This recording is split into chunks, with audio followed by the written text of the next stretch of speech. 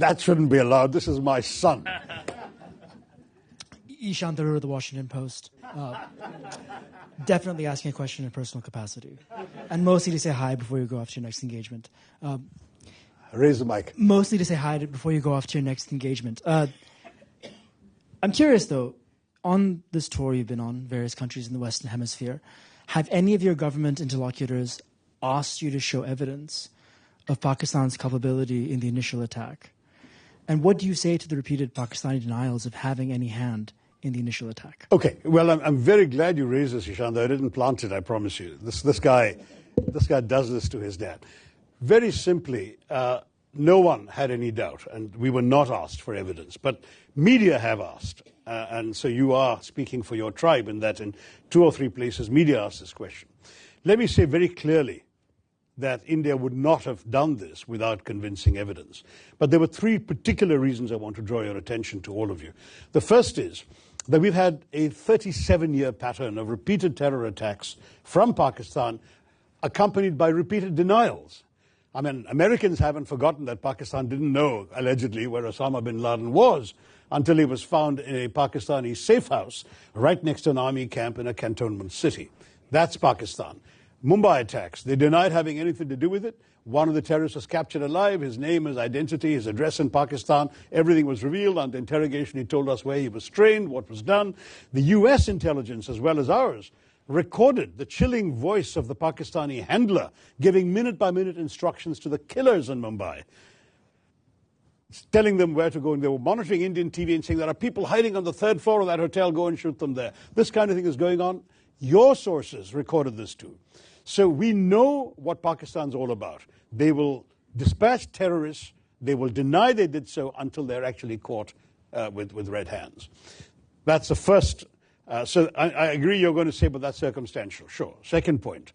The moment this happened, within 45 minutes or so of this happening, the terrorist attack, a group called the Resistance Front claimed credit. Who are the Resistance Front? They're a well-known proxy front of the Lashkar-e-Taiba, a banned organization listed by the United Nations, listed by the US State Department, which enjoys safe haven in the town of Muridke in Pakistan. The Resistance Front, evidence about the Resistance Front and its doings was presented by India to the UN Committee on Terrorism in December 2023 and repeatedly again in 24. But the problem was, of course, Pakistan too is a member of that committee. The Resistance Front was not listed by the UN, but its identity was known and publicized.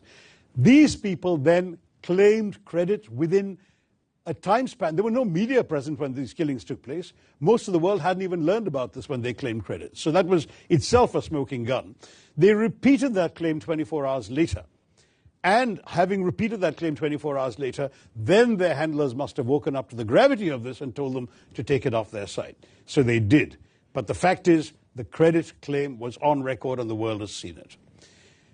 Third, when the first strikes happened on the terrorist camps, funerals were conducted, including for members of some of the key organizations, the Jaish-e-Mohammed in particular, and the Lashkar-e-Taiba. The funerals were conducted, and photographs have emerged on social media showing Pakistani generals and police officers in uniform attending these funerals, being conducted by relatives of these terrorists. So we're looking at 3 concrete pieces of evidence as far as India is concerned. But finally, I can add to the mix, we also have intelligence services. They have been studying very carefully these terrorist attacks. They have identified at least 4 of the 5 perpetrators, and they know who they are. In fact, I'm told, and I don't have access to the direct intelligence information, but I've been reliably informed, they know that 2 of them are Pakistanis, and the other 2 were locals who had exfiltrated, is the term, out to Pakistan for training 10 years ago, and clearly were sent back for this mission